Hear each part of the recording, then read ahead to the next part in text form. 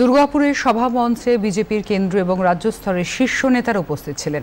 দলের রাজ্য সভাপতি শৌভিক ভট্টাচার্য তার ভাষণে বলেন, এ রাজ্যের প্রকৃত উন্নয়নে শিল্পায়ন আবশ্যক এক শর্ত, কিন্তু প্রাকৃতিক এবং মানব সম্বন্ধে সমৃদ্ধ এই রাজ্যে 3 ফসলি জমি কেড়ে নিয়ে ওই কাজ করার দরকার নেই।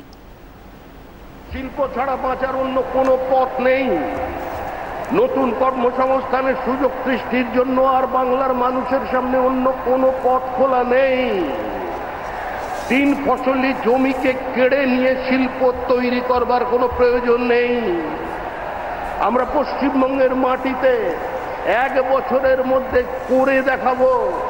সমস্ত শিল্পপতিদের কাছে আহ্বান জানাচ্ছি, 1 বছর অপেক্ষা করুন, আপনি একটা ইনভেস্টমেন্ট ফ্রেন্ডলি স্টেট পাবেন। আমাদের জল আছে, আমাদের মেধা আছে, আমাদের টাকা আছে, আমাদের টোপোগ্রাফিক্যাল অ্যাডভান্টেজ আছে, আমাদের বিশ্বের দরজা খোলা আছে। আজকে বাঙালিরা বিভিন্ন জায়গায় গিয়ে নিজেদের প্রতিষ্ঠিত করেছেন।